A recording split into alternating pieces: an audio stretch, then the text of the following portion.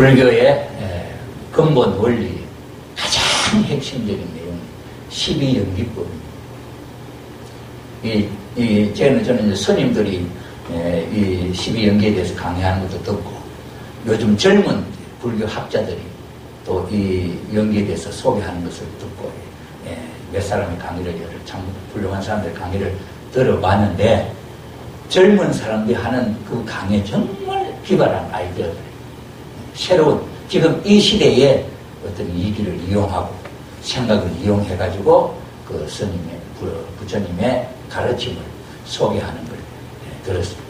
그들이 하는 말을 볼 때 12연기법이 제일 중요하고, 이게 제일 어렵다 그래요. 제일 어려운 것이 12연기법인데, 제일 간단하게 이야기를 하고 다음 이야기를 합니다. 다음 이야기는 뭐냐 하니까, 화엄경에 있는 십지법이라고 하는 마음을 수양하는 이야기입니다. 그 마음을 수양하는 이야기에 들어가는 거예요. 그걸 하는 이야기가, 이 12연기가 제일 중요하고 어려운 이야기다. 어려우니까 간단하게 또 쉽게 하고 넘어갈 수 있는 부분이 또 12연기예요. 그래서 12연기로 간단하게 하고는 넘어가서는 그 어려운 십지법이라든지 이걸 가지고 아주 유식한 문제를 하는 거죠.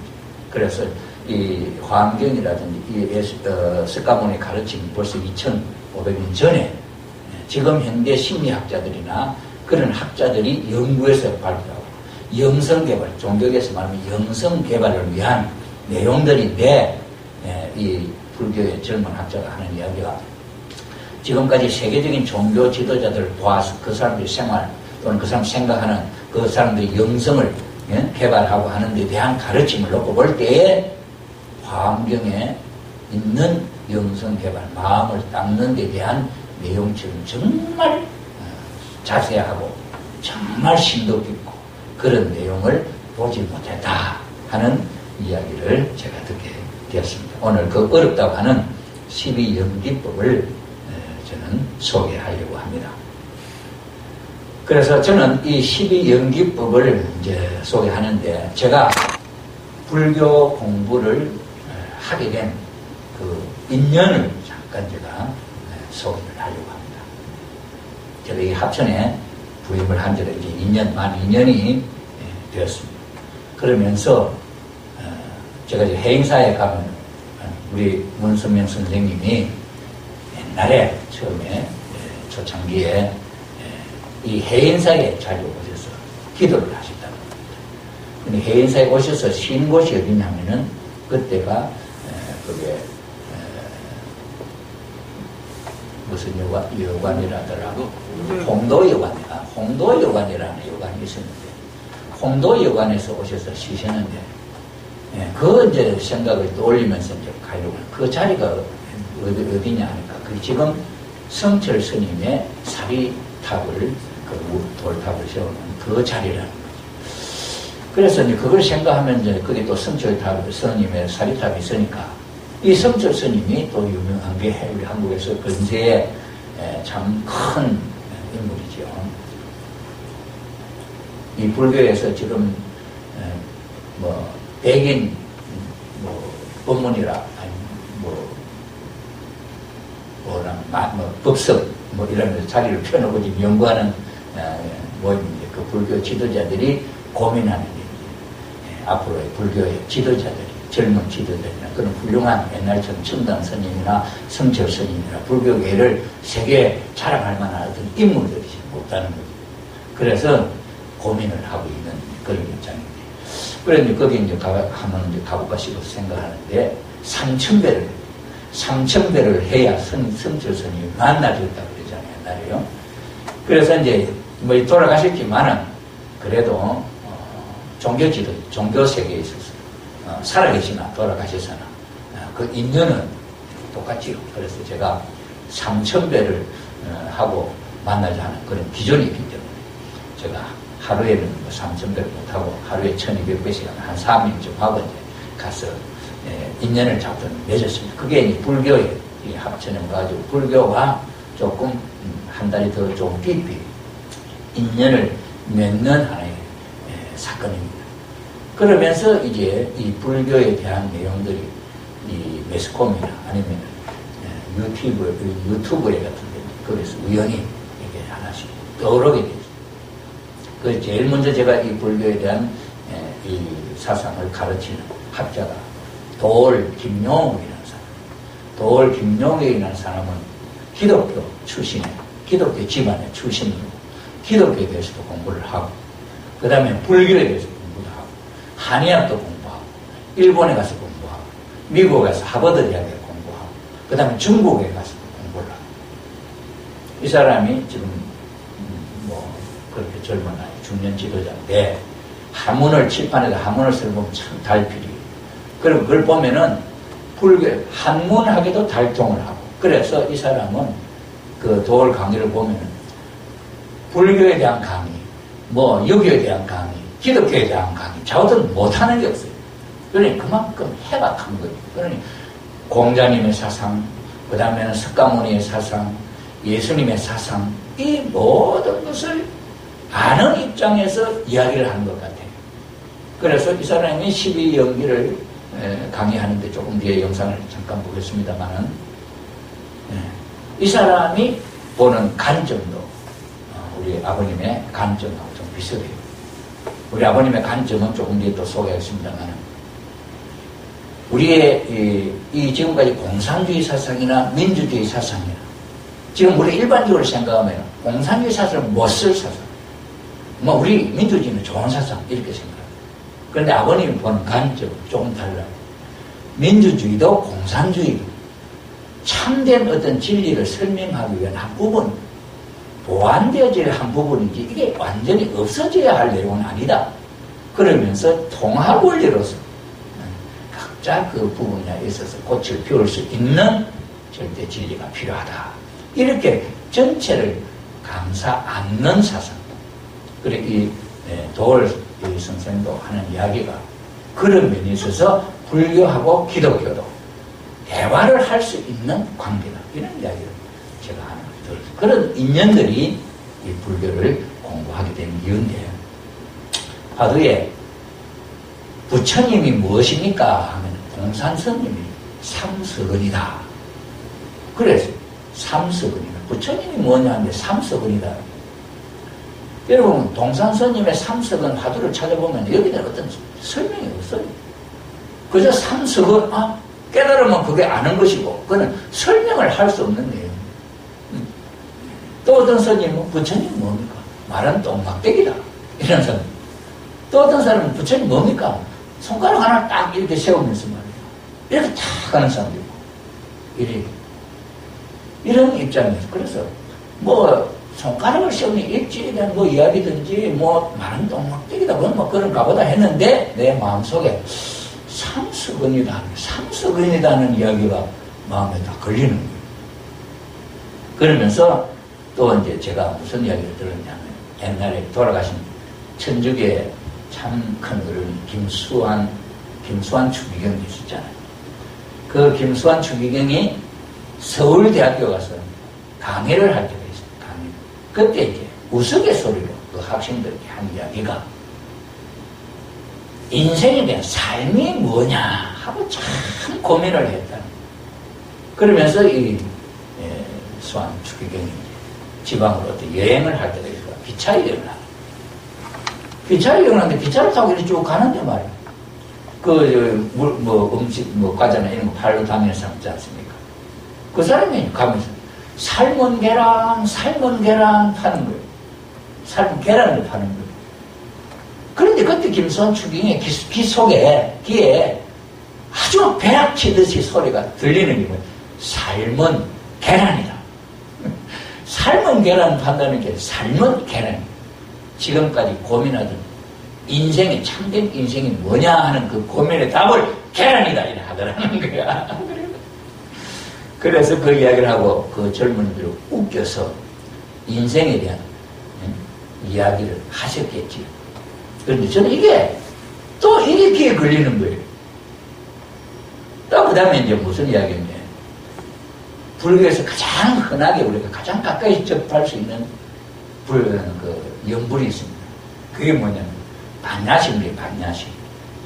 반야심경은 270글자로 제목까지 그래서 270글자 있는데 이 내용의 핵심이 전체 불교의 가장 깊은 핵심적인 내용을 소개하는 내용이에요.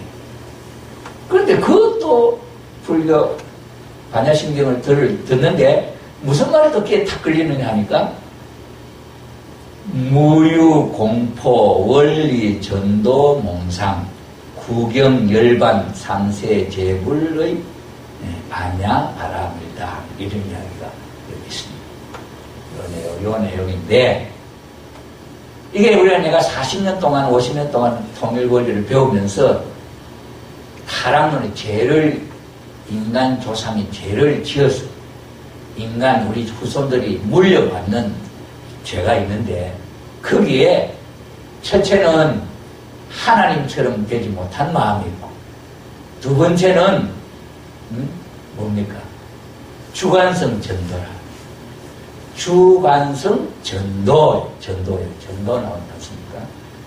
주관은 주인이 종을 주관하는 다스리는 이게 뒤집어졌대요. 전도라는 말은 뒤집어졌다는 말이에요. 종이 주인이 되고 주인이 종됐다 하는 사건. 그리고 우리 원리에 그런 이야기가 있단 말이에요. 근데 그게 전도라는 말이 이게 딱 들어오는 거예요. 그럼 여기서 말하는 전도는 보십시오. 여기도 전도는 똑같은 전도인데 이 원리가 이거는 멀리 떠난단 말이에요. 그걸 멀리 떠난다는 말인데 저는 이 통일 원리에 전도라는 주관성 전도라는 말이 탁 떠오르는 거예요. 그래서 이 전도도 딱 떠오르지요. 이래서 이라고 생각을 하는데 이 삶은 부처님이 뭡니까 하는데 이 삶에 대한 내용이 우리 원리하고 뭔가 비슷한 점이 있잖아요. 이거 똑같은 말 아닌가 하는 생각으로 이게 무르익으면서 제가 12만 배 절을 하면서 100날 동안 하루에 1200배씩 100날 동안 정성을 들이면서 스님과 주고받는 가운데 마음으로 주고받는 가운데 제가 불교를 공부를 하게 되어가지고 오늘 여러분들 앞에 이걸 소개하게 됩니다. 왜 제가 이런 데 더욱더 관심을 갖게 되느냐 하면은 우리 통일교회 문선민 선생님 돌아가시고 이제 그 부인 한학자 총재님이 이끌어가는 체제입니다. 이 한학자 총재님이 2013년 1일 실제 하나님의 부인 되셔서 세상은 믿든지 말든지 어쨌든 하늘의 섭리 속에 있어서는 문선명 선생님 네 분이 하나님의 실체가 되게 되었어요. 문 선생님은 영계에 가셔서 하나님의 실체가 되시고 한학자 여사님은 이 땅에 실체를 우리 몸통에 실체를 갖고 계시면서 하나님의 부인으로서 하나님의 부부로서 하나님이 느끼는 생각을 직접 느낄 수 있는 사람이에요. 그러니 우리가 한학자 총재님, 한학자님 참 어머님이라고 그러는데 참 어머님을 보는 우리의 시각하고 하나님이 보는 한학자 총재님의 시각은 다르다. 그러니 하나님이다. 하나님 하늘 부모 아닙니까? 그 하늘 부모님 대신 한학자 총재님이 2020년에는 이 땅 위에 이제는 6천년 동안 소원했던 하나님의 나라가 실제로 세워져야 된다 하는 이야기를 하셨습니다. 그러면 그 실제로 하나님의 나라가 이 땅 위에 세워지려면 우리가 한국에 통일된 하나의 나라가 세워지는데도 어떻게 돼야 되겠어요? 일단은 북한하고 남한이 통일돼야 되겠죠. 남한 한국 땅에 있었어도 하나님의 나라가 세워지려고 하면 지금 불교는 불교대로 반대할 것이고 기독교는 기독교대로 뭔가 다 반대하는 사람도 아니겠습니까? 이래가지고는 하나님의 나라가 세워지겠냐. 그러면 그 종교, 불교나 유교나 기독교나 모든 종교를 놓고 볼 때 이 종교를 이 땅에 태어나게 한 이 종교가 생기게 만든 분이 누가 있을까요? 누굴까요? 그러니 그런 입장에서 해보니까 그분이 하나님이지 않냐, 하나님. 그래, 하나님이 불교도 내고 유교도 내시고 기독교도 내시고 이렇게 하셨는데 그 하나님이 이 땅에 실제 이제 나라를 만든다는 거예요. 이게 불교도 반대하고 기독교도 반대하고 유교도 반대하고 모든 종교가 반대한다면 이게 뭐가 되겠냐 말이죠. 그러니 하나님이 진짜 계시다고 한다면은 그 하나님은 틀림없이 하나의 나라를 만들기 위해서 종교를 통일할 것이다. 그렇게 생각을 하죠. 그래서 그렇게 볼 때 우리 통일 원리에 문 선생님이 정리하신 이 원리 가운데 재림 부활에 의한 종교 통일이라는 나라가 있습니다. 이 세상에 하나님의 나라가 이루어지려면 반드시 모든 종교가 통일을 해야 이루어질 수 있다. 그러니 2020년에 그렇게 한다고 하니까 틀림없이 하나님이 그렇게 한다고 하니까 틀림없이 여기는 종교 통일운동도 일어나야 되고 어떤 일들이 일어나야 될 거 아니에요. 남북한도 통일이 돼야 할 것이고. 그렇죠.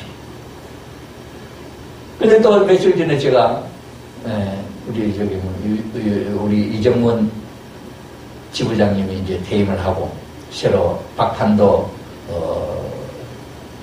전 경남도의회 의장을 했던 우리 박판도 의원이 UPF하고 그 다음에 남북통일운동 국민연합의 경남 지부장을 맡게 됐단 말이에요. 그리고 근데 또 그 사람이 또 하는 이야기가 뭐냐니까 지리도 참수를 해서 예언이 있지 않습니까? 그 뭐냐면 충청도에 월령산이가 있잖아. 월령산이 있는데 그 월령산에 이제 달이 걸리고 그 달이 물에 비쳐요. 물에 비치는 때가 되면 여자가 대통령이 왕이 된다. 그래, 여자가 왕이 되고 나서 3년 지나면 남북이 통일이 된다. 그런 이야기를 했다는 거예요. 그래, 그 예언에 의하면은, 그래, 그 이야기를 볼 때 그 충청도에서는 월령산이 물에 비칠 곳이 아무 데도 없다는 거예요. 그런데 거기 이제 댐이 막아져가지고, 월령산이 그 댐에 비치게 됐어요. 그러고 2013년 언제입니까? 우리 박근혜 대통령이 정말 여자 대통령이 우리 한국의 대통령이 됐다. 대통령이 되고 이제 그 대통령이 되고 3년 뒤에 남북 통일이 됐는데 그 3년이 언제부터냐니까 2015년, 16년, 17년인가 18년까지 해서 여기 3년이라는 거지. 그럼 아주 앞으로 이제 3년 뒤에 될지 안 될지는 모릅니다만 이게 예언이라 그래요. 그러니 이런 내용을 놓고 볼 때 남북도 통일이 되어야 되고 우리 한국의 하늘이 진짜 이 나라의 왕이 될 수 있는 그런 천지 운세가 이제 오고 있다 하는 입장에서 우리가 생각해 보게 될 때 오늘 우리가 불교와 통일교의 이 공유 그 장점들의 공유를 통해서 하늘나라가 정말 좋은 세상이 열릴 수 있는 그런 입장이 아니게 되는가 이렇게 생각을 하게 되었습니다. 그래서 이제 봉산 스님이 하신 부처님이 무엇입니까? 하니까 부처님은 삼선이다 했는데 이 삼마자 아닙니까? 이 삼마자인데 마석은 마삼건 이렇게 한문으로 쓰는데 우리가 받아들일 때는 이게 삼이다 말이에요. 이 삼이 삶이다 하는 걸로 이해를 해본다면은 이 석원이다 하는 말이 의미가 있다 이랬죠. 제가 조금 전에 말씀드린 대로 김수환 추기경이 삶은 계란이다. 그럼 삶은 계란이다. 그럼 우리가 사는데 밥이 제일 중심이지요. 밥 없으면 못 살지 않습니까? 그런데 그렇게 생각할 수 있습니다만은 예수님은 또 다르게 생각을 해요. 우리가 일반적으로 지금까지 모든 사람이 생각할 때는 밥이 중심인데 예수님이 40일 금식을 하고 나서 마귀의 시험을 당하는 거예요. 마귀가 와서 시험을 하는데 무슨 시험을 했냐면 너는 하나님 아들 아니냐? 그럼 너는 뭐든지 할 수 있지 않느냐? 그러니 당신은 40일 동안 굶었으니까 저 돌멩이를 가지고 떡을 만들어 먹어라. 이랬다는 거예요. 그러니까 예수님이 뭐라 하느냐니까 사람이 떡으로만 사는 게 아니라 하나님의 말씀으로 산다. 이렇게 그 마귀의 시험에 이겼다는 거죠. 그러니까 우리가 일상적으로 지금 생각할 때는 삶이 떡이다. 삶이 밥이다. 이렇게 우리가 지금 한번 가만히 생각해 보죠. 좋은 직장 얻어가지고 사는 그 목적도 잘 먹고 잘 살기 위한 것이고, 이런 입장에서 생각해 볼 때는 삶이 계란이고 삶이 떡인데, 그러나 예수님은 성인가? 예수님은 삶이 떡이 아니다. 그렇다고 한다면은 부처님이 삼석원이라 하겠냐? 삼배자는 삼석원을 갖고 이야기했겠냐 이 말이죠. 그러니 이 내용을 놓고 우리가 제가 생각을 해본 거죠. 그러니 우리 문성현 선생님은 이 통일교를 세우기 전에 일본에서도 공부하시고 한국에 공부하실 때 성경책을 참 많이 읽었다고. 다른 유학의 천문고 처음에 글 배울 때부터 서당에 가서 공자님 사상을 배웠고, 그래가지고 공자님 사상 그 가르치는 선생이 가르칠 것이 없더라고요. 문 선생님께. 그 다음에는 북글씨도 선생이 못 따라갈 수. 그래 선생이 일이 있는 날은 문 선생님이 어린 문 선생님 그 학생들을 다 가르쳤다. 그래 유교도 배워 서덕을 하시고 공부하신 어른이. 그래 성경을 공부했는데 그 성경 속에 이런 이야기들이 많은 거예요. 삼자 숫자가 많이 나와요. 노아 방주도 3조. 아브라함이라는 조상이 제사 지내도 세 가지 죄. 예수님도 3가지 시험. 이 세상에 있는 게 삼원세계라는 3대 영양소라. 중요한 것에 삼자 숫자가 많다라는 거예요. 그래 이걸 문 선생님은 공부하시면 이걸 떠올려요. 그래가지고 이것을 통해서 문 선생님은 뭘 깨달았느냐? 인생에 대한 문제를 깨달았다. 이 세상에 하나님 조물주 하나님이 인간 조상을 지어나오고 완성하게 되니까 그저 자연스럽게 완성하는 게 아니라 이 성장 기간에 3단계가 있다. 그래서 이 3단계를 소생기, 장성기, 완성기 3단계를 이 소생기, 장성기, 완성기 3단계를 하나님의 말씀대로 잘 지켜 자기가 자기 스스로를 그래서 절대성 자주간 완성이에요. 남자는 여자는 하나님이 인간 시절을 남자 여자를 지었단 말이에요. 남자 여자를 지었는데 공자님 말씀에 있어서 중요하게 지시를 하는 하나의 가르침의 핵심이 뭐냐? 남녀 7세 부동석이라. 7살 될 때까지는 되면은 남자 여자는 한테 있지 마라. 왜 한테 있지 말라는 거예요? 남자 여자가 7살 전에는 괜찮는데 7살이 지나고 나면은 남자 여자가 한테 있으면 안 된다. 뭐 때문에 그렇게 했을까요? 남자 여자가 함께 있으면 안 되는 뭐가 이유가 있을 거 아니냐. 그래서 그렇게 했듯이 하나님도 아담과 해와가 두 사람이 살아갈 때 특별히 주의해야 할 일, 남자는 남자를 지키고 여자는 여자를 지켜야 하는 내용이 있다. 그래서 그것을 하나님은 뭐라고 표현했냐면은 에덴 동산에 선악과가 있는데 이 선악과는 따먹지 마라. 따먹으면 죽는다. 이렇게 얘기하는. 그런데 이 세상에 선악과라는 과일이 있으니 아무도 없는데 문 선생님 이 선악과가 뭐냐 고민을. 그것이 바로 남자 여자더라.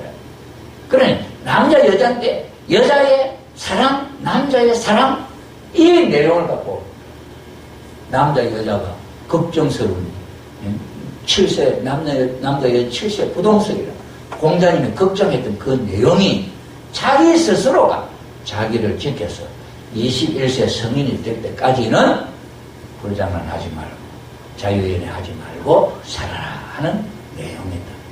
그러니 이 내용을 지켜나가는데 3단계가 특별히 있는데 첫째 단계는 7살 될 때까지는 이거는 걱정 안 해도 될 단계고 둘째 단계가 14살, 셋째 단계가 21살까지 7수로 세 단계를 놓고 보면 제일 위험할 단계가 사춘기 때다.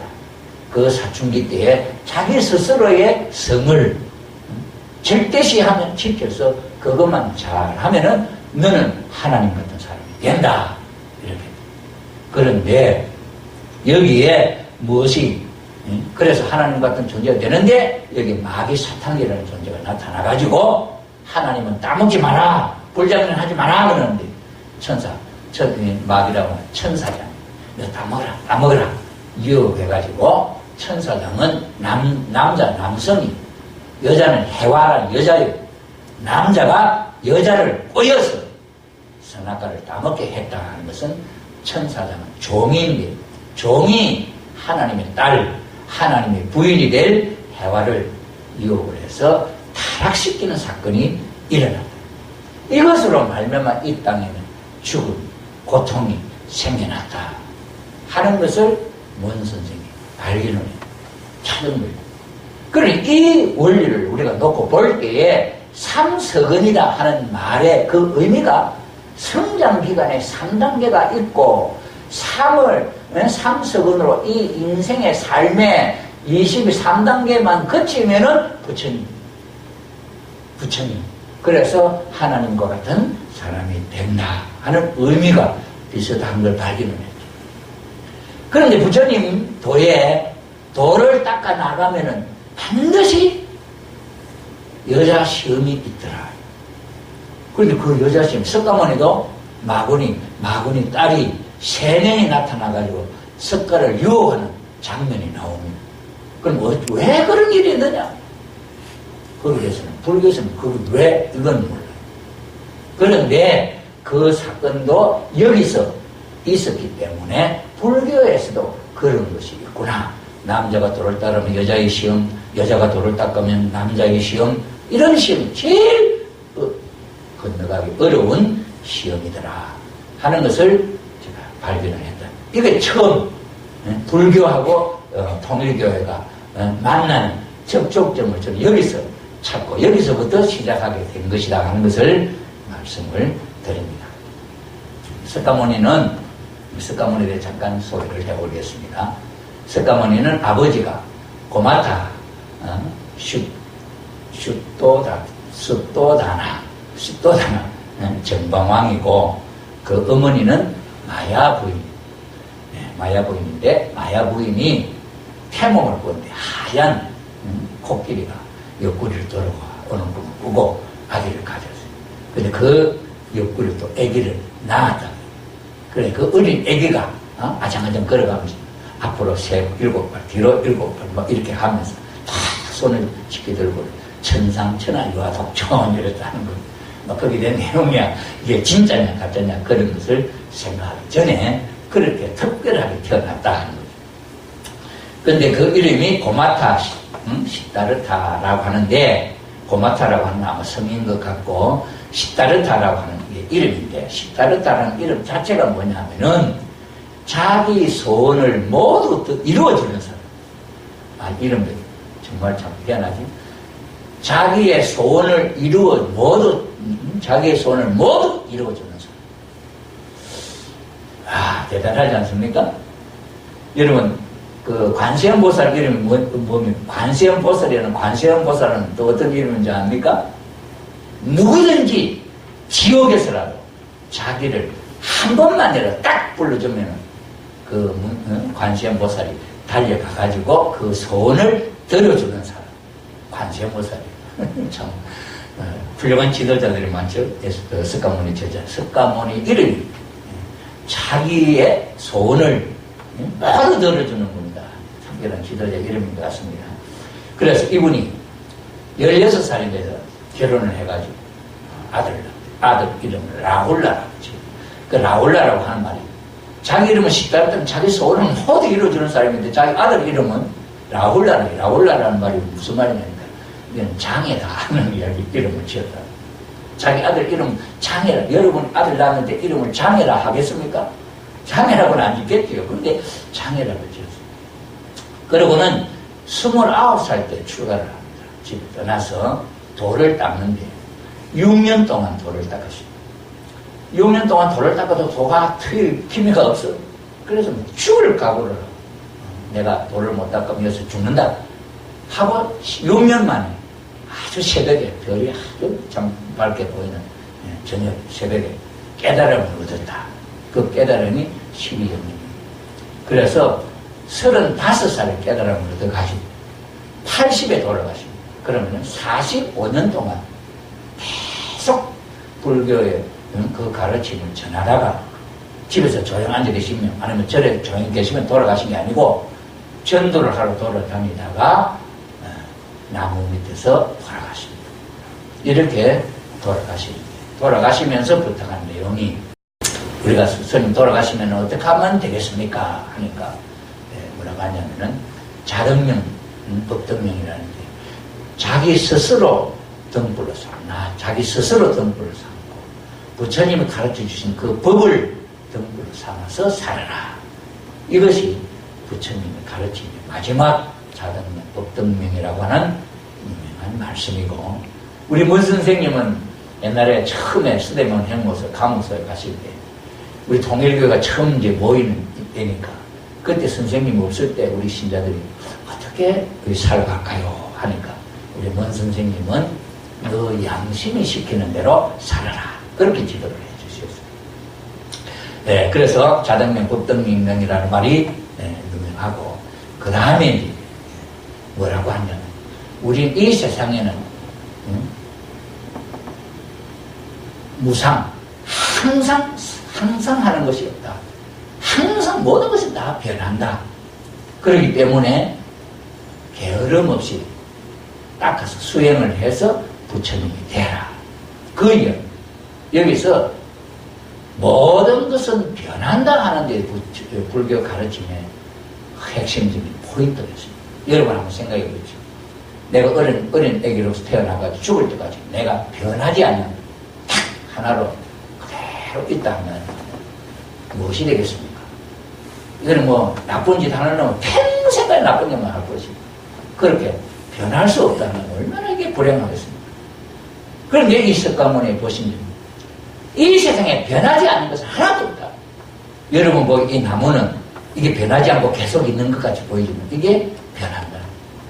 원소가 달라지고 수명이 다하면 집을 지어놓을 때도 처음에 집을 지어놓으면 그놈이 천년만년 갈 것 같지만 100년 지나면 무너지고 200년 지나면 무너지고 그러잖아요. 그게 뭡니까? 변한다는 거예요. 그러니 이 세상은 하나도 변하지 않는 것은 없다. 그러면 너도 지금 아무리 너 사는 생활이 불행하고 그렇다 해도 그 불행이 고정적이 아니다. 바뀔 수가 있다. 그러면 수행을 해라. 그 이야기를 석가모니가 하셨습니다. 자, 그래서 석가모니가 깨달음의 그 핵심이 뭐냐, 뭘 깨달았느냐. 이 세상은 고통스러운 삶입니다. 석가모니가 왕 중에 왕자로 태어났잖아요. 궁 밖으로 그 석가모니를 가르치는 스승님과 함께 궁 밖으로 나가서 보는데 제일 눈에 충격적으로 떠오르는 게 뭐냐. 그게 장사지는 초상을 봤다. 그러니 이 세상에 사는데 고통스러운, 어렵게 사는 것도 고통스러운데 죽고 하는 걸 보니까 너무너무 마음에 비참합니다. 이것을 고라고 본 거예요. 고통스러운 삶이다. 그래서 이 고통스러운 삶에서 어떻게 벗어날 수 있을까? 이 문제를 고민합니다. 6년 동안. 그래서 그 고통을 벗어나는 길을 찾았다. 그래서 그 고의 입장은 고유성, 실제성을 부인을 하고 그 고통스러운 고에서 벗어날 수 있다 하는 것을 강조한 내용이 12연기법입니다. 그런데 제가 이제 이 통일원리하고 이걸 이제 견주어서 생각을 합니다. 이렇게 하면서 보는데, 일단은 불교의 그 입장을 한번 볼 때, 불교에는 연기법이라 해서, 연기법은 내 혼자 있는 상대와 더불어서 상대에 의존해서, 그래서 상이 상관성이다. 상대방과 나는 항상 관계를 갖고 있다는 사상이고, 그렇기 때문에 이것이 변하면은 저것이 변하고, 이것이 있으면 저것이 있고, 이것이 없으면 저것이 없다 하는 그 연기의 기본 법칙입니다. 차기고 피기. 이것이 일어나면은 저것이 일어나고, 차멸고 피멸. 이것이 소멸하면 저것이 소멸한다 하는 것이 연기법의 기본 원리입니다. 이런 성질을 갖고 서로 상관이 있다 하는 것입니다.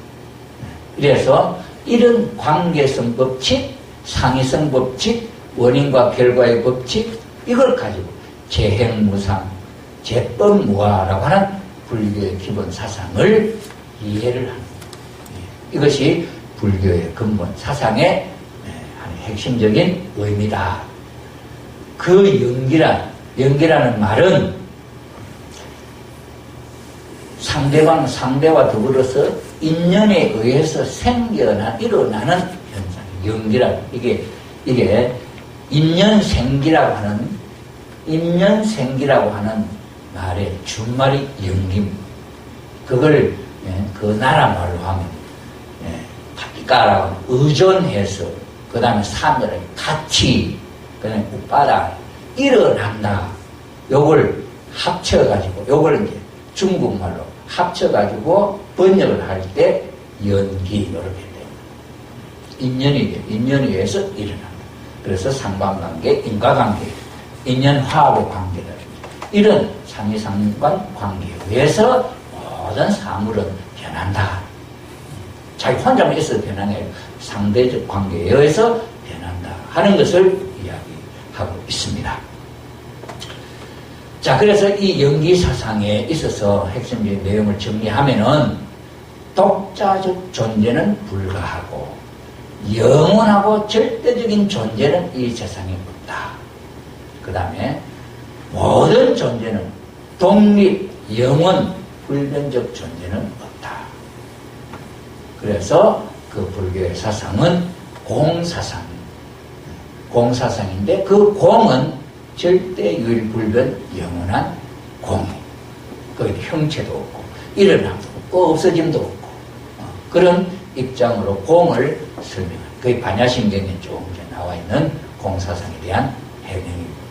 그러면서 적취설이라, 이것은 우주에 많은 원자가 하나하나 결합해가지고 이게 뭐 덩어리가 커지면서 이 우주가 생겼다는 적취설도 부정하고, 그 다음에 전변설, 하나님이 이 세상을 지었다 하는 것도 부정하고, 하나님이 이 세상을 지었다면 이 세상을 지어놓고 하나님 밖에 계시면서 이 세상이 돌아간다 하는 이걸 본다, 이걸 하나님 부정하는. 그러면 하나님이 그렇게 지었으면 그건 변할 수 없는 존재니까 우리가 이 고통스러운 삶은 영원히 벗어날 수 없는 것이다.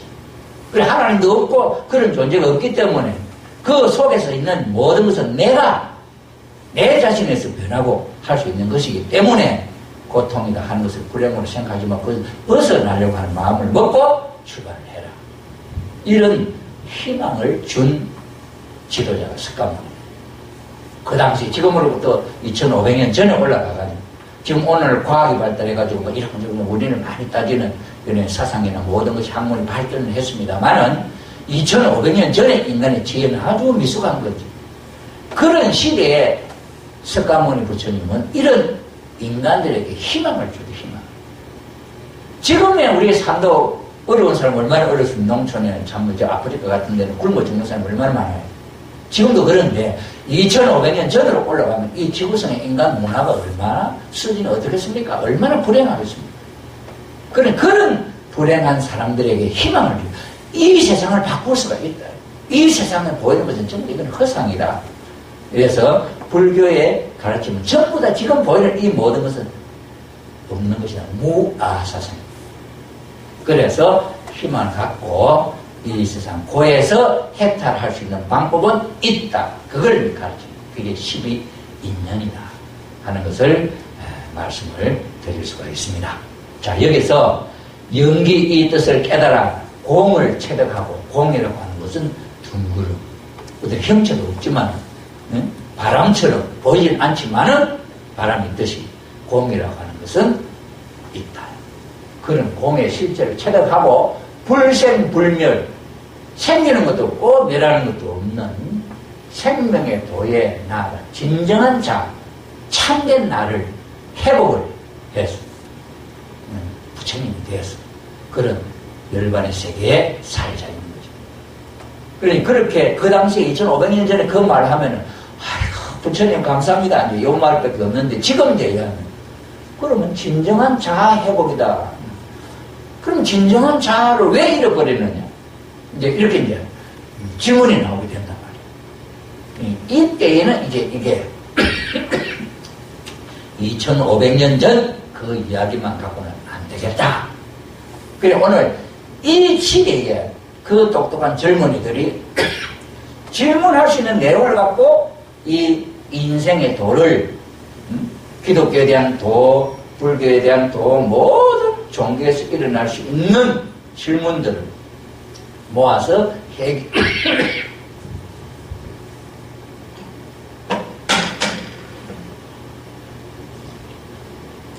해결해주는 말씀들로 모아서 통합 원리를 문 선생님이 주창하시는 거죠.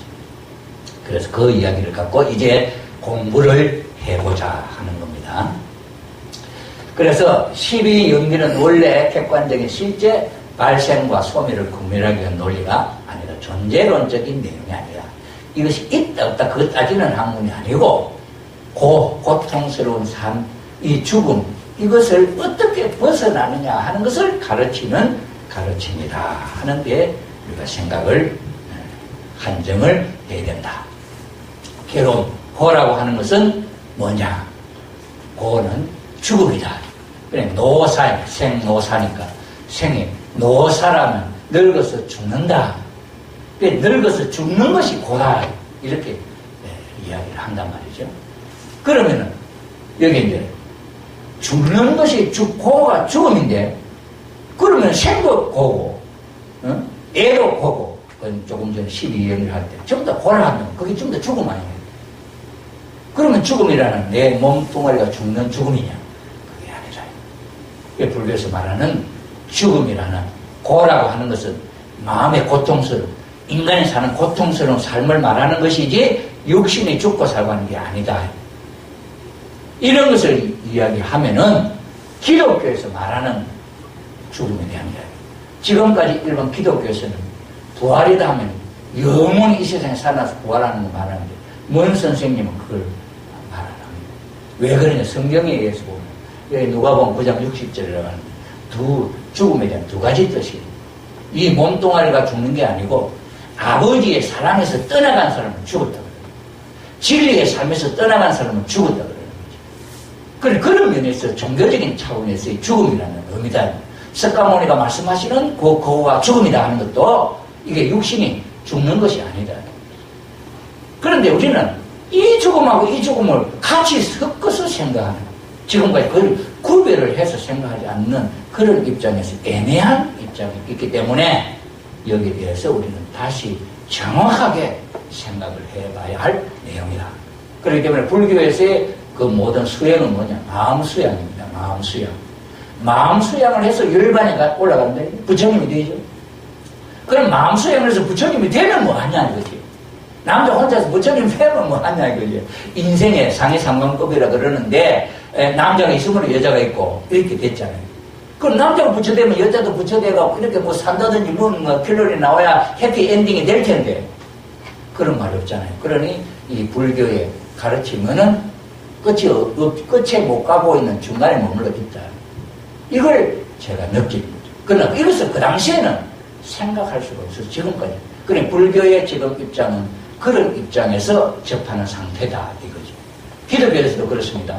유대교에서는 지금도 예수님 인정 안 하고 기독교에서는 지금도 동정녀 마리아가 예수님은 처녀가 남자도 모르고 아기를 낳았다.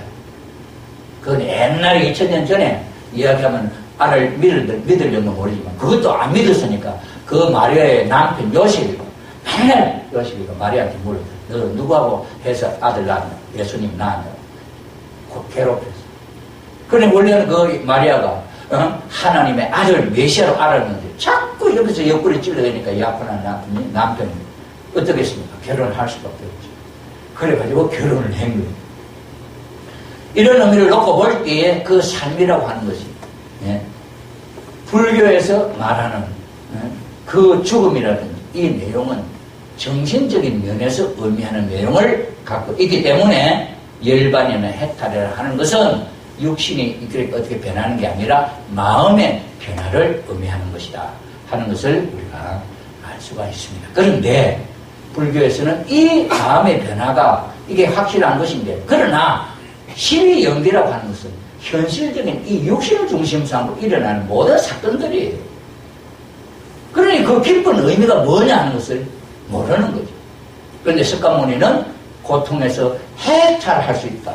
돌아갈 수 있다. 그건 뭐냐? 그게 연기법으로. 생이 없으면 노사가 없다 하는 요거 이제 이론이. 그래, 그 이론의 의미가, 깊은 의미가 무엇이냐 하는 것을 이제 통일 원리를 통해서 우리가 이야기해 보는 겁니다. 화엄경의 십지법이라, 이게 마음 수양하는 가장 구체적인 방법이 있습니다. 그런데 이 불교 스님들, 이런 불교 지도자들, 12영기는 이것은 두리뭉술을 슬쩍 넘어가 버리고 마음을 닦아라, 이렇게 닦아라, 이렇게 닦아라 하는 걸로 가르치고 있다. 그러나 근본적으로는 뭐냐? 마음을 바꾸는 이치. 왜 바꿔야 하느냐 하는 문제를 가르쳐 주면 그 마음 닦는 일은 자동적으로 해결될 수가 있는 것인데, 그걸 못하기 때문에 그 어려운 것을 붙들고 지금까지 고생하고 있다. 그 다음에 여기서 또 발견할 수 있는 건 뭐냐? 무명에 의해서 12가지 인연으로 오늘 노사가 생겼다 하는 이야기를 하는데, 이것이 거꾸로 이 고통을 벗어나려면은 이것이 없으면, 이것이 없으면, 이것이 없으면, 이것이 없으면 하면서 모든 것을 없는 것으로 돌려서 근원까지도 없어지면은 이 고통이 없어진다 하는 거죠. 그럼 그건 뭡니까? 다시 본래의 자리로 돌아가는 데는 이것을 부정하고 거꾸로 올라가야 된다. 요게 통일 원리에서는 탕감복기라고 해요. 탕감복기. 생긴 원인이 있어서. 예를 들어서 제가 길을 가다가 이 물건을 떨어뜨렸습니다. 물건을 떨어뜨렸는데 여기서 물건이 없으니까 찾아야 되죠. 앞을 가면 못 찾잖아요. 그럼 어떻게 되겠어요? 돌아가야지, 잃어버려. 왔던 길로 다시 돌아가면서 살펴봐야 떨어진 자리에서 이걸 찾을 수 있잖아요. 그러니 불교에서 하는 이야기는 이 세상에 노사가 생기게 된 것을 부정을 하는, 그건 뭐냐? 생을 부정하고 무엇을 부정하고 무엇을 부정하고 이런 거꾸로 올라간다. 거꾸로 올라가면은 이 고통에서 해결할 수 있는 방법이 있다. 이 석가모니의 가르침이 핵심적입니다. 그래서 통일교의 원리, 탕감복교 원리하고 말은 다르지만 가는 자리는 똑같은, 목적이가 똑같은 내용인 것을 알 수가 있다. 그래서 12영기법에는 탕감법비인데 여기에는 순관이 있고 역관이라는 말이 있어요. 순관은 원인이 생긴 순서대로 무명에서 행위, 행에서 시기, 이렇게 12단계를 쭉 이렇게 설명해 나오는 것이고, 역관이라고 하는 것은 이 고통이 없어지는 순서대로, 이것이 없으려면 생이 없어야 되고, 생이 없으려면 이게 취가 없어야 되고, 이렇게 쭉 이렇게 올라가는, 유가 없어요.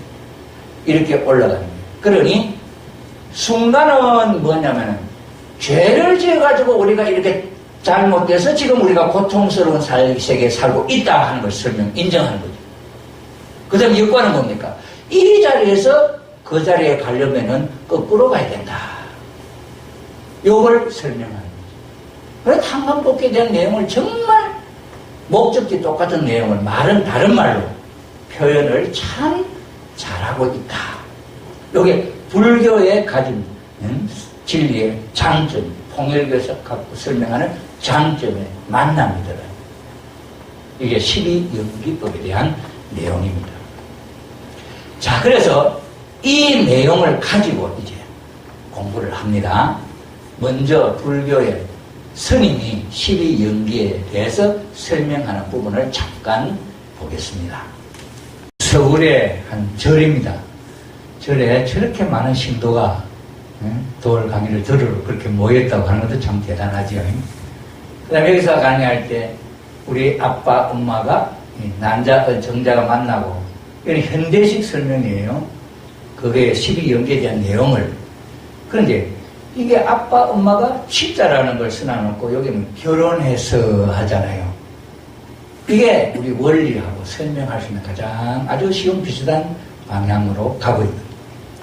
그래서 제가 이 도월 선생의 강의를, 12영기의 강의를 듣고 부처님의 스님에 대한 강의를 들었지만은, 스님은 그저 12영기 뭐 이렇게 아주 간단하게 했죠. 그런데 이 교수는 우리 생활의 실질적인 내용을 갖고 그 이야기를 하는데, 문제가, 불교에서는 취가 문제라고 그래요. 앞으로 이제 사성제 가면 그 자세히 이제 설명하는데, 취를 여기서 도월 선생은 결혼해서 이렇게 부르단 말이에요. 그럼 지가 잘못했다. 결혼을 잘못했다. 원선생 이 세상에 고가 된 우리는 사랑을 잘못했다. 여기에 맥락이 있습니다. 중요한 내용입니다. 그래서 우리가 12연기는 일단 여기서 공부하는 12연기는 이 고통스러운 삶이 있게 된 원인은 무명에서부터 왔다 하는 이걸 설명해주고 무명에서 온 원인이 분명하기 때문에 이걸 벗어날 수 있는 길도 있다. 그래서 고에서 해탈할 수 있는 길이 있다 하는 희망을 주는 가르침이다 하는 데 대한 놀라운 불교의 가르침의 장점이 있다는 것을 말씀을 드립니다. 그 다음에 이제 제가 설명을 드리는 12연기를 다시 이제 우리가 다시 한번 보는데 이 도표를 이용을 합니다. 요거는 문 선생님의 그 원리에 의해서 인간 조상이 타락해서 아까 제가 처음에 삶에 대한 이야기를 했잖아요. 그래서 노사가 생기게 된 원인은 타락 때문이었다 하는 이야기입니다. 이 타락 때문에 된 세계가 내용이 같잖아요. 그래서 여기서 노사가 생긴 원인을 추구해 올라가는 것을 이 도표에다 적용을 합니다. 조금 있으면 또 다른 도표가 나옵니다. 원을 이야기하는데 그것하고 이것하고 한번 비교를 한번 해보시면은 우리 이해에 엄청 도움이 된다. 자, 노사가 생기게 된 원인이 어디냐? 이걸 해탈하려고 하는데 찾아보니 해결이 안 되더라. 그런데 이 노사가 오게 된 원인이 어디 있느냐 하고 찾아보니까 쉽게 원인이 나온 거예요. 뭐 때문에? 내가 이 세상에 태어났기 때문에. 그러면 태어났기 때문에 하는 원인 하나인데 이게 다른 원인이 노사에 다른 원인이 있을 있나 한번 보세요. 노사, 늙어서 죽는 것이 태어나는 이유 외에 또 다른 이유가 있나요? 이거는 절대적인 원인이에요. 절대적인 원인. 그렇기 때문에 불교에서 하는 이야기는 이거는 진리다. 빈틈없이 무명에서부터 고가 노사가 오게 된 내용을 확실하게 설명하는 거죠. 여기에 장점이 있어요.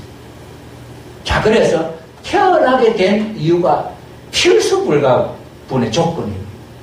그래서 태어났기 때문에 늙고 죽음이 있다. 당연한 말 아니에요. 그 다음에 생은 뭐 때문에 이 세상에 태어나느냐? 유 때문이다. 유 때문에 이 세상에 태어났다. 그 다음에 유는 어디서? 뭐 때문에? 취 때문에. 취 때문에 아까 뭐래요? 도월 선생은 예, 스님은 그냥 취 때문에 이렇게 올라가잖아요. 도월 선생은 취가 뭐냐? 결혼했기 때문에. 유는 뭐냐? 아빠 애기씨하고 엄마 애기씨가 만났기 때문에 내가 이 세상에 태어났다. 이렇게 설명하죠.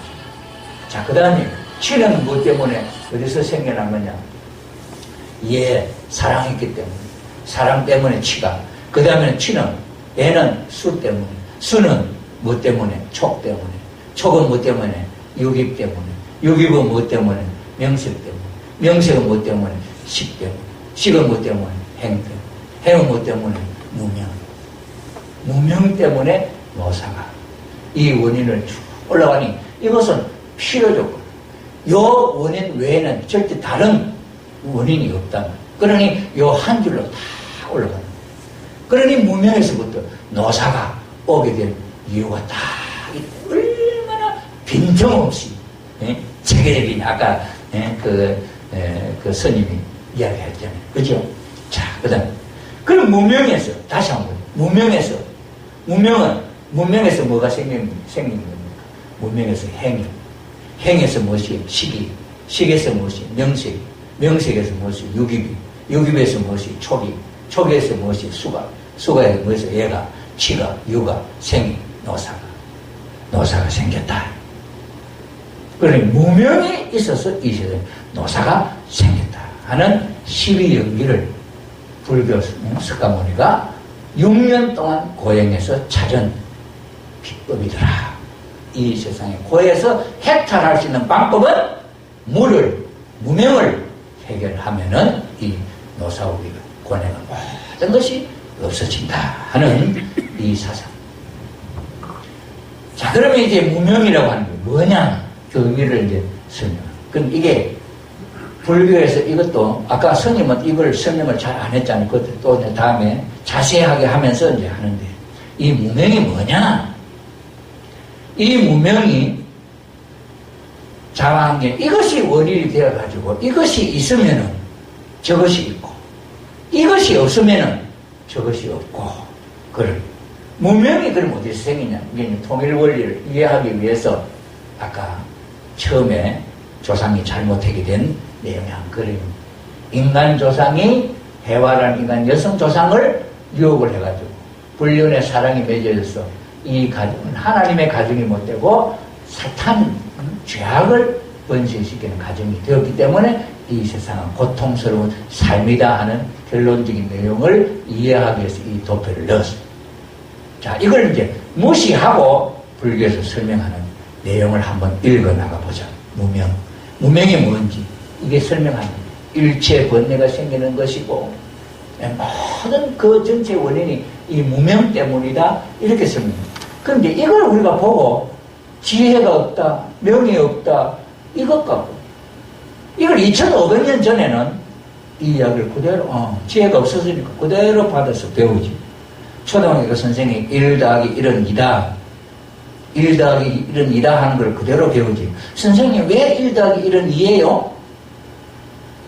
똑똑한 사람이 그렇게 따지면 선생님이 좀 귀찮아. 그런데 특별한 학생이 하나 있었어요. 에디슨이라고 하는 학생.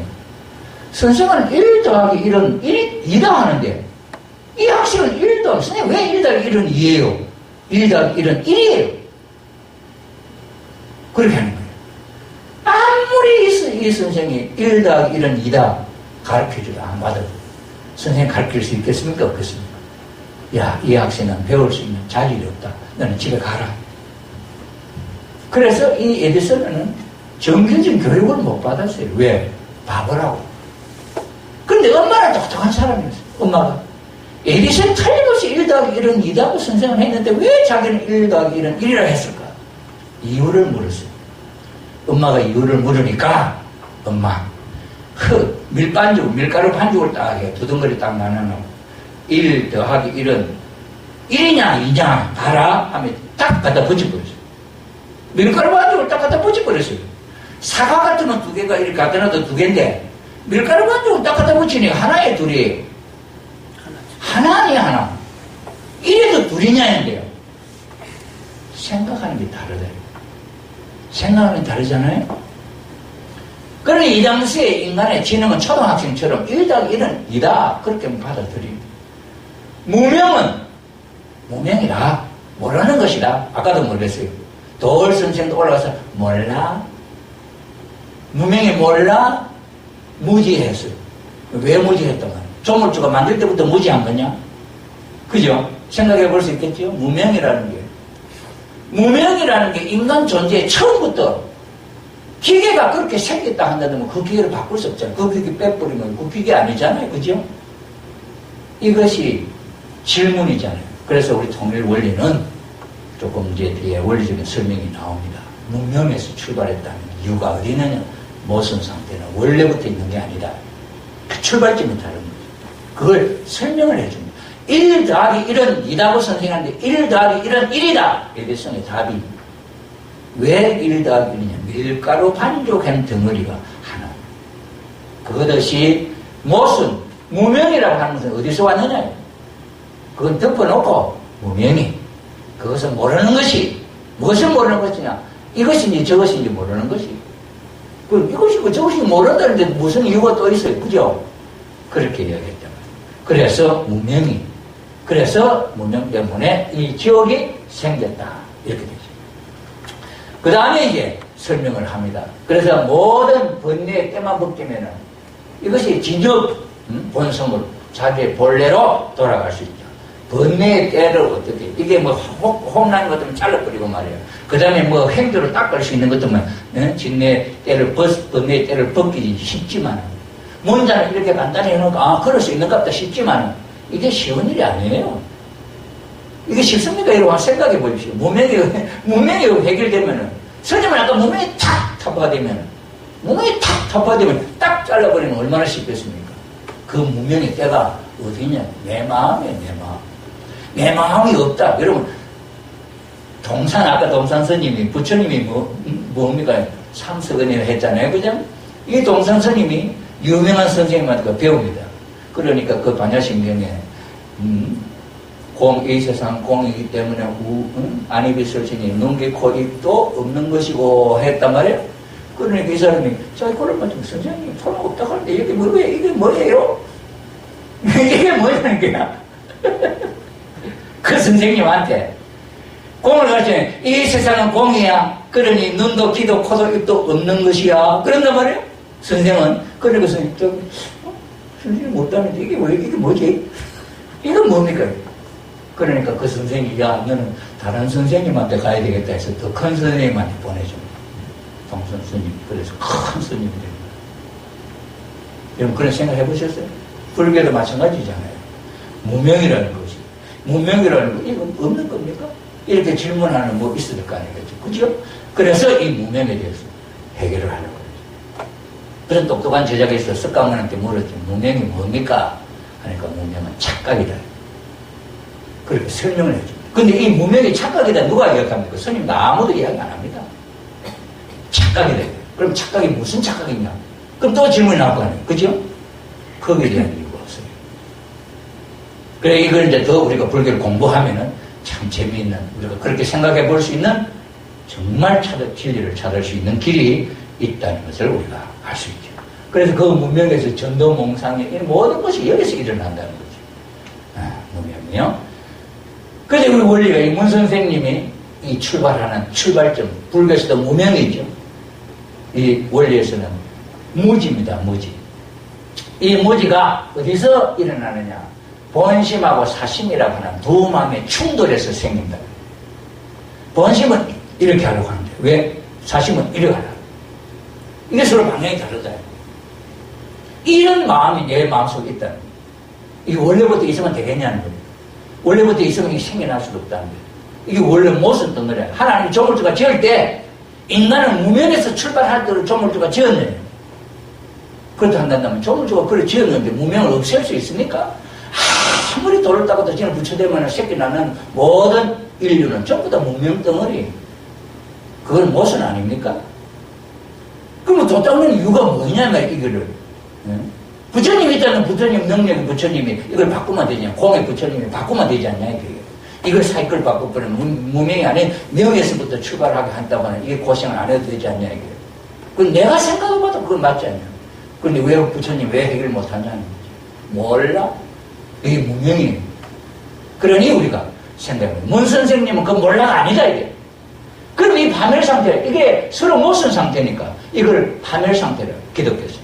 그러니 이 파멸 상태는 이건 처음부터 생긴 것이 아니다. 후천적인 것이다. 인간 조상이 잘못해서 후천적으로 생겨난 것이지. 처음부터 이 컵이 여기에 이게 물이 딱 있잖아요. 여기 구멍이 났다고 한번 생각해보지. 이 컵이 될 수 있습니까? 그럼 컵 공장에서 이건 버리는 거지. 이게 물이 안 흐르니까 컵으로 팔잖아요. 여기 컵에 구멍이 났다. 이거 컵으로 팝니까? 못 팔죠. 그러니 이 컵이라는 것은 구멍 있는 컵은 절대 생겨나지도 못합니다. 그런데 인간은 컵은 그런데 인간은 그래 문 선생은 이걸 해결하는 거죠. 그래서 이 무지상, 이 파멸 상태를 문 선생은 이건 무지 상태에 떨어진 걸 말한다. 지적으로 그걸 몰라서 모르는 상태로 떨어진 것이 타락이고 타락은 지적인 무지를 말한다. 그런 거예요. 그러니 이 내용을 쭉 이렇게 설명하는 내용이지. 그러니 오늘 현대인들이 왜 무지, 무 때문에 이야기를 설명을 할 수 없는 이유죠. 그래서 무지에서, 그러니까 무명에서 행이 나왔다는 행. 무명행이기 때문에 이 행에 의해서 어디까지 가느냐? 고뇌까지 간다는 거예요. 죽는 데까지 간다는 노사까지. 자, 이 행은 뭐라고 합니까? 이 행에 대한 설명이에요. 행이란 육체적인 행동뿐 아니라 감정, 생각을 일으키는 것도 행이고 맹목적인 생명의 원동력이라고 해요. 그 다음에 이것은 또 뭐예요? 무명에 의해 집착된 대상을 실제화하려는 작용이라고 해요. 이렇게 설명합니다. 이것이 무명이라는 것이 애매하기 때문에 이 설명을 하는 스님들이 이렇게 갖다 붙인 거예요. 그러나 석가모니가 깨달은 데 있어서는 이게 아닙니다. 착각이라 했을 때는 착각이 뭔지 알았을 거 아니에요. 그 착각이 뭔지, 그 착각이 뭔지를 설명은 안 했지만 석가모니는 알았을 거 아니에요. 착각. 여러분 한번 생각해 보십시오. 아들이 아버지에게 묻습니다. 손자가 아버지에게 묻습니다. 그런데 우리 할아버지가 다른 척지를 해갖고 자식이 낳았다. 한번 생각해. 그는 그 자식은 본래 본부인이 있는데 척지를 해서 난 자식이, 너는 첩의 자식이다. 이걸 이야기해야 되는데, 처음에는 아버지도 몰랐어. 아버지는. 이 아버지가 연구를 해보면 자기 할아버지가 그 척지를 해서 손이 났구나 하는 걸 알았어. 그런데 이 아들 손자가 참 사랑스러운 손자예요. 그럼 이 아들에게 자기가 공부를 해보니까 할아버지는 이렇게 남녀 문제가 이랬다 하는 걸 깨달았어요. 그래서 그는 이 할아버지가 자기 본부인인 줄 알고 착각을 했는데 첩이었다. 그 착각을 할 수 있게 그 첩에서 난 자식이다. 그러면 이 석가모니가 그것은 후세들에게 뭐라고 설명해야 그 착각이라는 것은 첩질한 거다. 이렇게 하려니까 너무너무 창피해.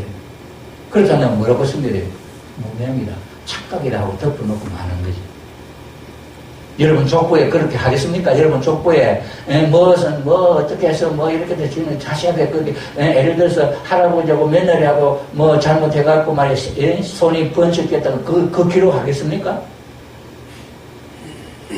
그냥 손이 누구 아들이라 하면 어머니가 있어서 아들 낳고 이렇게 생각하지 그 며느리하고 할아버지하고 며느리 사이에서 이 자식이 낳았다 그렇게 하겠냐. 성경에는 그런 기록이 있거든요. 그런데 이 석가모니가 깨달을 때 무명이 뭡니까? 질문을 할 때 착각이다 했을 때는 내가 생각할 때는 석가모니는 뭔가 깨달았겠구나. 그런데 그 당시에는 설명할 수가 없다. 그래서 착각을 하고 말았다. 그에 의해서 행이 나왔다. 이렇게 넘어가는 거예요.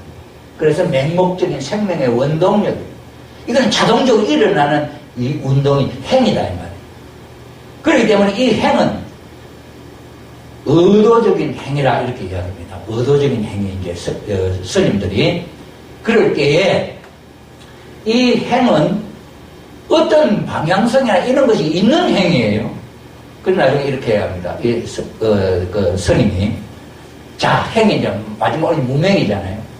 자 이 행이 반야에 의해서 생긴 행위겠느냐 무명에 의해서 생긴 행위겠느냐 이렇게 물어요.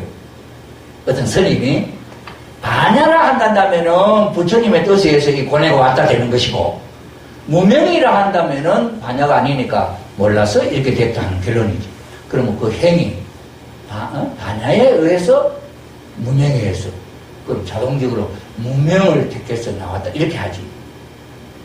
행은 반야도 택할 수 있고 무명도 택할 수 있는 그런 입장이 일어나는 맹목적인 생명의 원동력이라 그랬잖아요. 그러니 무명이나 생 이걸 정하기에 따라서 행동은 이루어질 수 있다. 그래서 원리적인 관점은 이래요. 통일 원리에서는 식물이든지 동물이든지 사람이든지 전부 다 엄마 뱃속에서 딱 태어나면 자동적으로 어린 애기가 자라서 소년이 되고 청년이 되고 결혼해서 장가가고 어른이 되고 죽고 이 생애가 자동적이에요. 여기 생명의 사이클이 있잖아요. DNA라고 하는 유전자 정보 속에 환경만 딱 주어지면은 생명 씨가 딱 나게 되어 있고 씨가 나면은 자동적으로 꽃이 펴서 열매 맺는 데까지는 자동적으로 갑니다. 인간도 태어나면 마찬가지예요. 이것을 원리의 자율성과 주관성이라 그럽니다.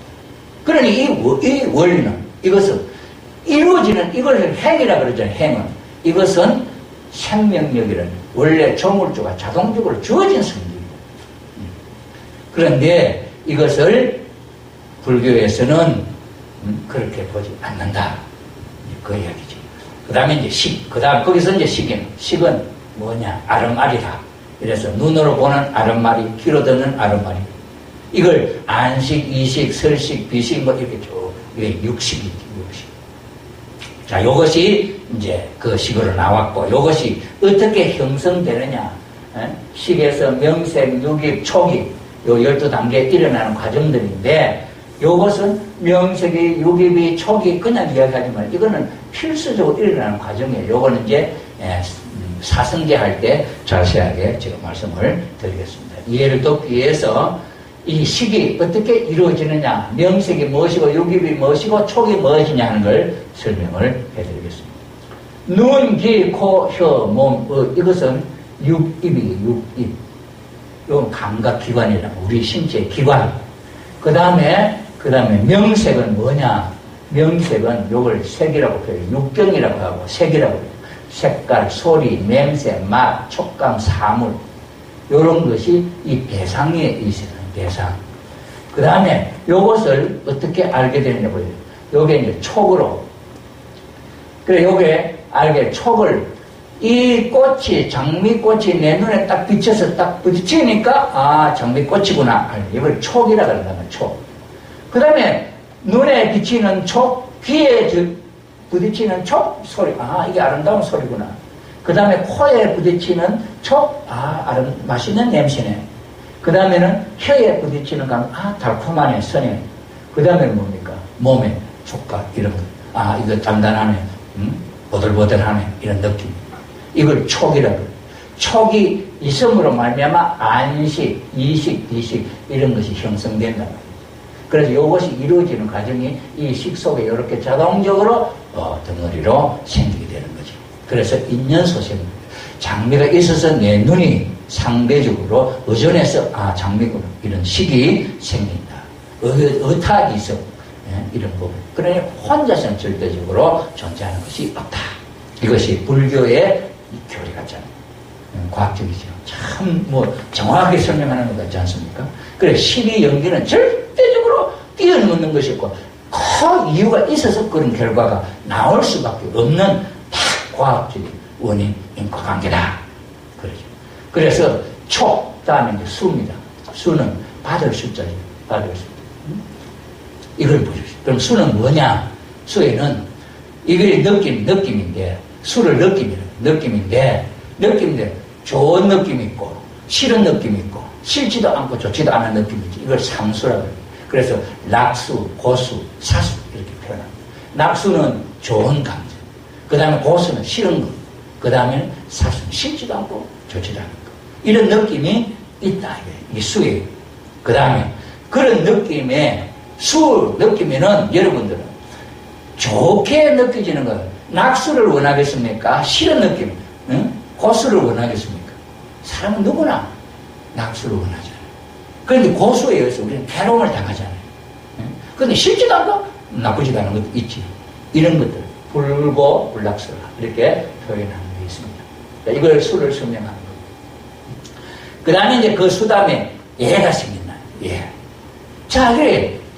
여러분은 느낌이, 보들보들하다면 겨울에 추울 때, 이게 따뜻한 차원감을 느끼는 걸 가까이 하려 하겠습니까? 아니면 토끼들같이 보들보들하고 따뜻하게 느껴지는 것을 가까이 하려 하겠습니까? 그 느낌에 의해서 하고 싶어 하는 욕심이 생기는, 요걸 예라고 해요, 예.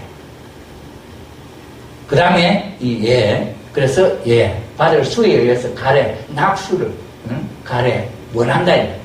그래서 이 중에 인간의 욕망이 있는데, 이게 여기 이제 예에서 맹목적인 개념, 이런 것들이 더 이제 강하게 나서, 요것이, 그 다음에 뭐라면, 취로 간다, 취. 요 취할 취자지요? 좋아하는 느낌이 있으면, 요걸 내 것만 갖고 싶다 하는 마음이 있잖아요. 요걸 이제 취라고 해요. 불교에서는 취가 뭐냐? 그 취에는 소유욕, 집착하는, 내 것으로 만들고 싶어 하는 집착, 소유욕이 일어나죠.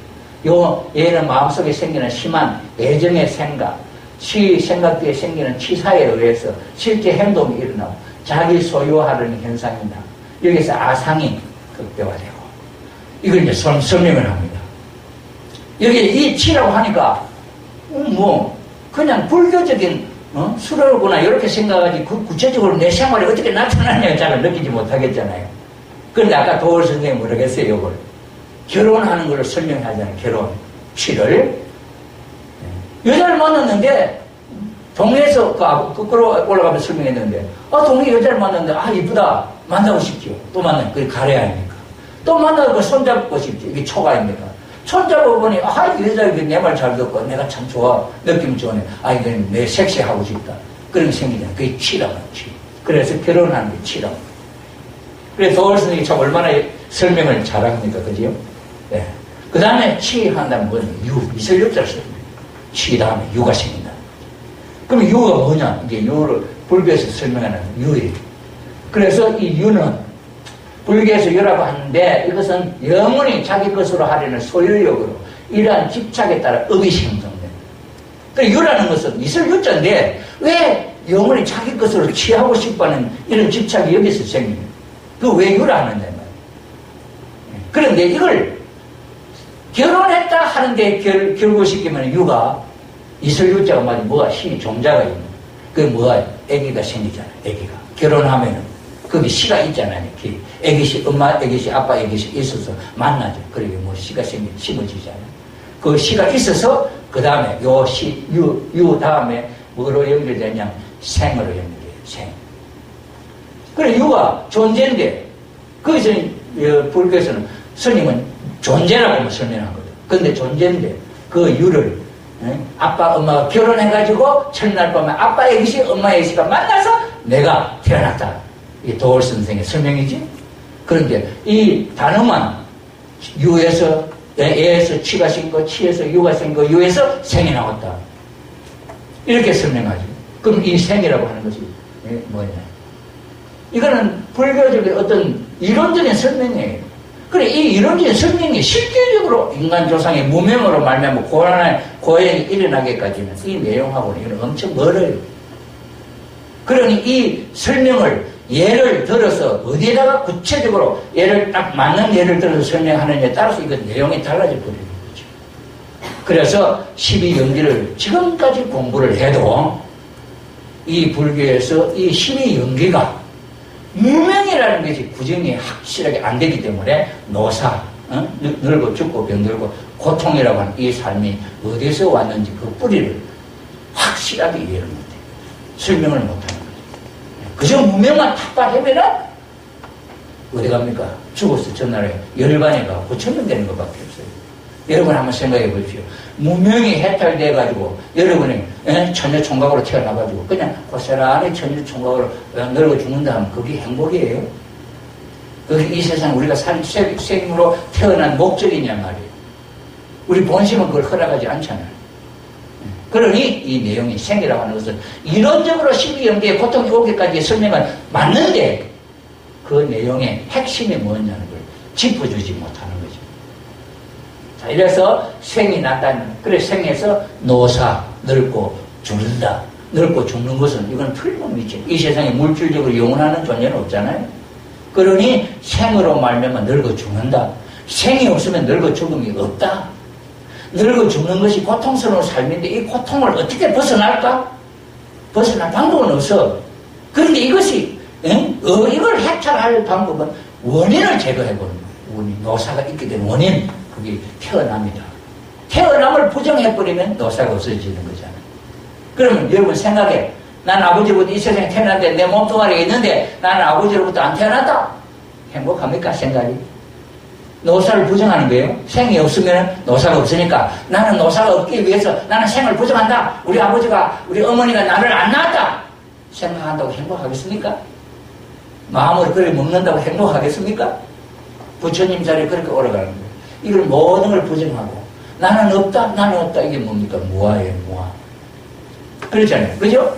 그러니 궁극적으로 우리가 도를 닦아서 열반에 간다 할지라도 그 스님이 그래요. 열반해서 부처님이 돼서 열반해가 거기 가면은 그 삶은 영생인데 영생이 안 하고 수억급이라.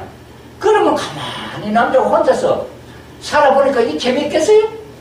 자기 부처님들끼리 이야기하려니까 재미가 없어가지고 그걸 비치라 그래요. 재미가 없으니까 우리가 사람의 모양을 쓰고 이야기하자 이렇게 한다는 거예요. 이게 참 엉터리 같은 설명이지. 그러니 이 세상에 우리가 노사를 이 고뇌를 해결을 해서 해탈을 한다 할지라도 이 근본적인 해탈이 아니더라요.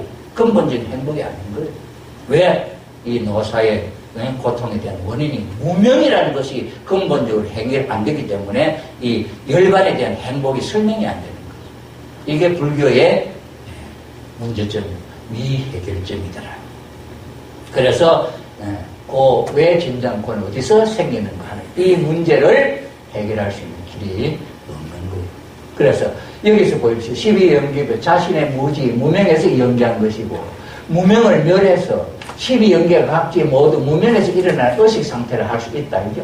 무명이 있음으로 인해 다음에 지가 일어나고, 그런 말미암아 결국 생사는 중생, 괴로운 존재 방식이 있게 된단 말이죠. 그럼 요 범위에서 벗어나지 못해. 무명이라는 거 딱 한정 지어놔놓고 늙고 죽고 병들게 되고, 그 다음에는 죽는다는 거. 이 이야기죠. 그래서 이게 뭡니까? 이걸 윤회한다는 게 윤회. 계속 돈다는 거죠. 그래서 이 고리를 둥근 고리 모양의 사슬 구조로 보여준다. 이렇게 설명하죠. 불교에서 그 인과관계를 하나의 둥근 고리 모양 사슬 구조로 이렇게 12연기를 설명하고, 이걸 12연계 둥근 고리를 벗어나는 해탈을 해도 해결이 안 되잖아요. 그래서 이 연기법을 설명하는 게, 이것도 불교의 젊은 학자가 이렇게 모양을 만들어요. 12연기에 무명에서 행에서 12명색이 육체가 초기에 죽는 이것이 원인이 돼서 이 과거의 원인에, 그 다음에 여기에 현재 결과가 나타나고, 이것이 현재의 원인에 의해서 요게 미래의 결과가 이렇게 나타난다. 그래서 내 삶의 수, 예, 치, 요게 현재 원인인데 요걸 잘 취해서 잘 하면은 요 미래가 요게 달라진다. 요게 윤회법이에요. 요 설명하고. 그리고 요 모양은 윤회한다, 돌아간다 하는 것을 설명하기 위한 도표지요. 12연기를 요렇게 설명하는 거하고, 그 다음에, 아까 위에서 이렇게 떨어졌다 하는 요 설명하고, 인식 자체를 바꿔준다. 원인에서 떨어졌기 때문에 원인에 올라가서 원인을 고쳐버리면 새로운 세상이 열리는 거죠. 근데 여기서는 이걸 해결한다 해도 그럼 어디 간단 말이냐, 이게. 어디에. 모양이 어디 있냐, 어디로 가느냐, 이거. 모양에 가는 어떤 목적점이 안 보이잖아요? 윤회를 해서 해탈을 해서 어디로 간단 말이냐. 이 모양에는 설명이 애매하잖아요. 자, 그러면 한번 보세요. 이 윤회가 무명에서 자동적으로 일어나는 거 아닙니까? 무명에서 행에서 식이 이렇게 돌아간단 말이에요. 이게 척척 인과 법칙에서 이걸 다른 방법이 없어요. 그 내용을 갖고 한번 설명을 하는데, 이거 한번 보세요. 이 식물이 삭이 나가지고 한 입, 두 입 생겨서 자라가지고 꽃이 이렇게 폈습니다. 이것도 생이고, 이게 노사예요, 노사. 이 죽지 않겠습니까? 식물도. 자, 그 다음에 보십시오. 무명에서 의도에서 시도에서 명색이, 명색에서 육처가, 육처에서 촉에서 수에서 애가, 애에서 취가, 취에서 유에서 생에서 노사. 어디 다른 길로 갈 게 있습니까? 저 길로 가다 있는. 요새 병들고 고통스러운 삶으로 가는 게 무명이 돼요. 자, 그 다음에 보세요. 꽃이 피는 가정입니다. 저기 어디 누가 손을 대니까 자동적으로 시간이 가면서 저렇게 자란다. 저게 생로병사입니다.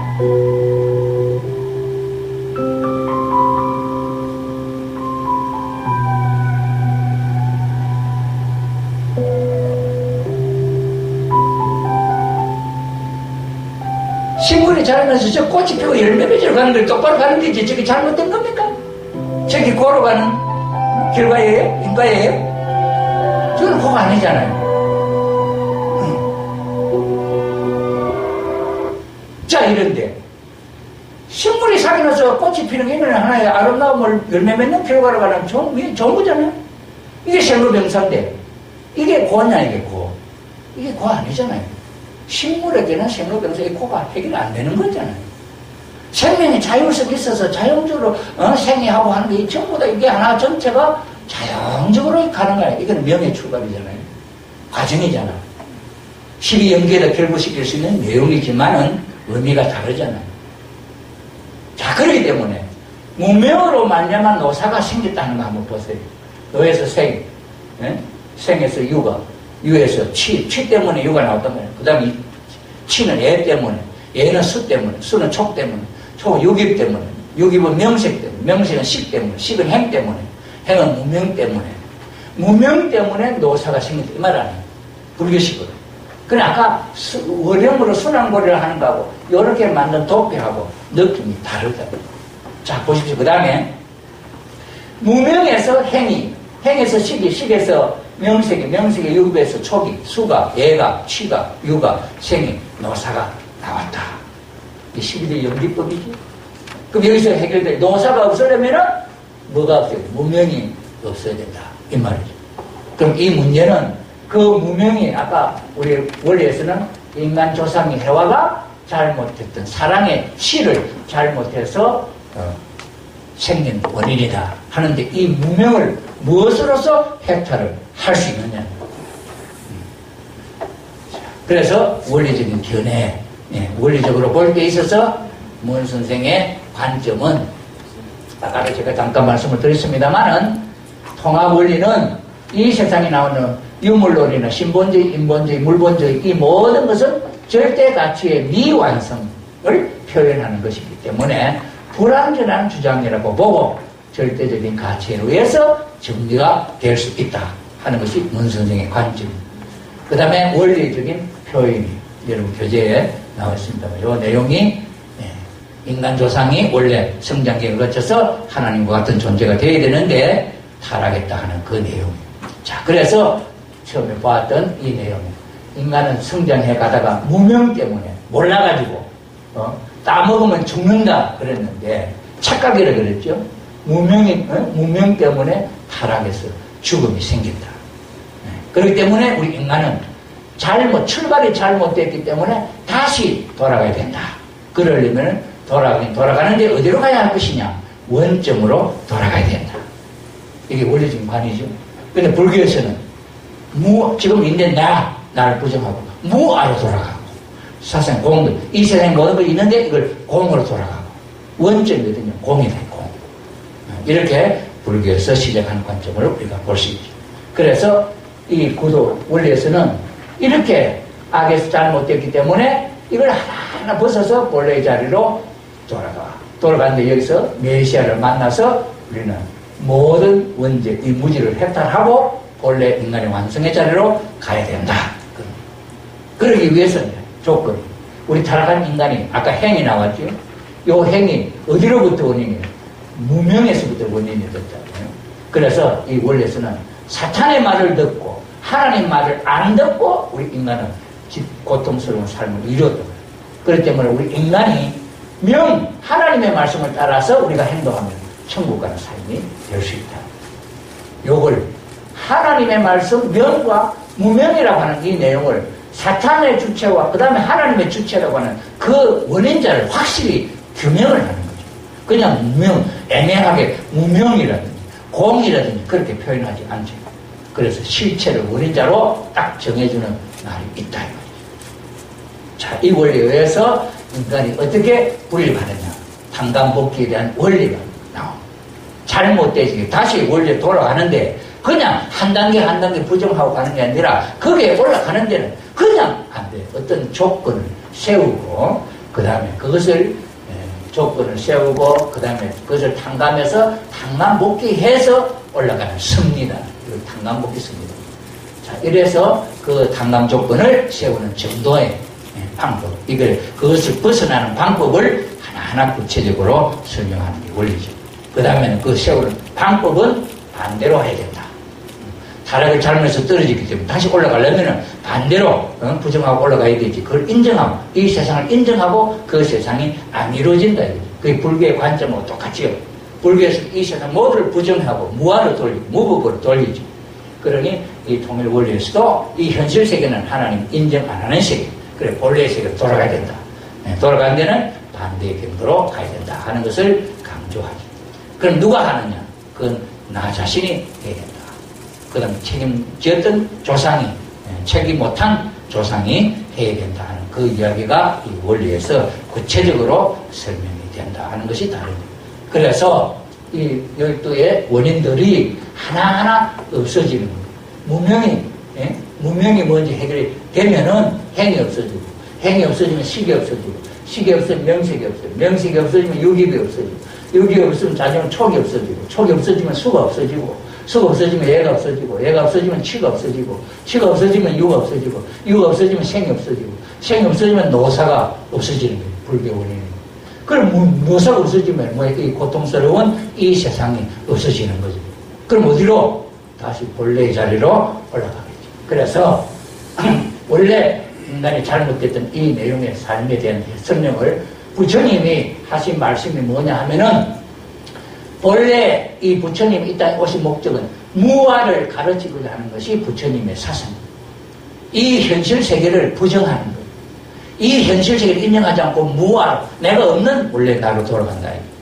그렇기 때문에 그 원인이 통일 원리에서 이렇게 사탄의 자식이 되었기 때문에 타락한 이 지옥에서 우리 인간들은 다시 복귀, 생사, 고락, 불평등을 다 정리하고 올라가는데 12가지 이 원인을 다 정리하고 부정하고 가면은 이건 객법무아 이생 모든 것을 다 부정하고 재행무상 모든 일어나는 일들을 다 항상 있는 것이 영원한 것이 아니고 변하는 것이다. 그렇기 때문에 우리 변하는 그 마음을 갖고 우리는 새 마음으로 본래 마음으로 돌아가자. 그 이야기죠. 그래서 우리가 이 죽음의 자리, 고통스러운 자리에서 본래의 자리로 돌아가는 거죠.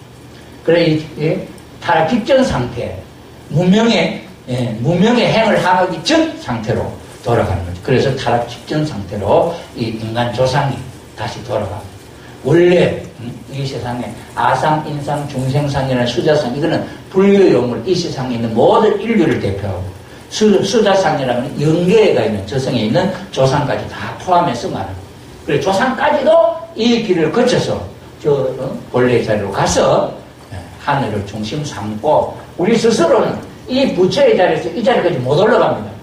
그러니 여기서 다시 메시아 참부모를 만나서 중생해서 본래의 삶의 미완성 부분을 거쳐서 올라가야 된다.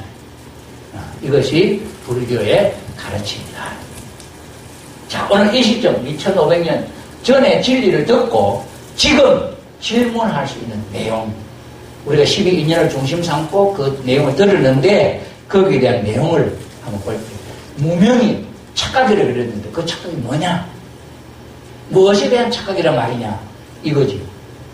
그 다음에 무명은 일체 번뇌의 근본, 그 다음에 악업의 원인, 진여 본성의 번뇌에 때가 끼어가지고 광명을 가려진 상태다. 그게 뭐냐? 그 다음에 무명이, 그 인간 조상이 느꼈던 그 무명이 내 자신의 것인가? 이걸 내 자신의 것인가? 아니면 조상의 것인가? 이 말이에요. 그러니 이 무명은 내만 해결한다고 해서 내 후손이 해결되느냐? 안 되잖아요. 그래, 이 원인은 어디 거냐? 이 말이에요. 우리가 예를 들어서 옛날에 그걸 많이 따졌죠. 이시조선 시대. 그 과거에 나갈 수 있는 사람은 진골들, 정통 혈통이고 서자 자식만 돼도 과거에 못 갔잖아요. 그럼 서자 자식은 이거는 내가 서자 자식 아니다고 해서 해결됩니까? 내 손자가 서자 자식 안 하겠다고 해서 해결됩니까? 그럼 이건 어디서 해결돼야 되는 문제예요? 아버지 어머니에서 해결돼요. 조상에서 해결돼야 문제 아닙니까? 마찬가지로 무명이라고 하는 것은 이건 내 문제냐, 조상의 문제냐, 이 말입니다. 이걸 해결해야 되잖아요. 그 다음에 연기, 이 뜻을 깨달아 공을 체득하고 불생불멸하는 생명의 도에 진정한 자아를 회복했어. 그럼 진정한 자아가 뭐냐? 왜 진정한 자아를 잃어버리느냐? 그걸 해결해야 된다는 말이죠. 그 다음에 진나, 참된 나를 잃어버린 이유가 뭐냐? 그 다음에 무명행, 무명으로부터 행이 시작된 그 시효는 언제부터냐? 누구로부터 그 무명행이 시작됐냐? 그래, 불교의 가르침 지금도 무명행에서부터 우리는 고뇌, 번뇌, 이게 해결된다는. 그러니까 우리가 무명을 해탈한다. 그 무명이 해탈이 내 자식이 해탈한 데서 내 후손이 해탈되느냐? 안 되잖아. 그럼 이건 무슨 말이냐 이거지. 그래, 이 문제. 인간 존재 처음부터 아니냐? 그래서 나, 무아, 공, 나의 뿌리가 공인데 이게 뭐냐 이거지. 이게 실체가 뭐냐 이거지. 그래, 진아 참된 나. 왜 처음부터 참된 나가 아닌 존재로 왜 시작됐느냐는 거예요. 진아는, 참된 나는 어디서 원상을 찾을 수 있느냐 이거지. 그 참된 나는 뭐야? 구체적으로 어떤 것이냐 이거야. 이런 문제. 그래, 이러한 내용을 바탕으로 해서 불교의 공부가 다시 우리가 밟아줘야 됩니다. 지금까지 불교에서 교육하는 그 내용이 이런 문제를 해결할 수 있느냐, 해결하고 있느냐 하는 문제를 생각해 봐야 됩니다.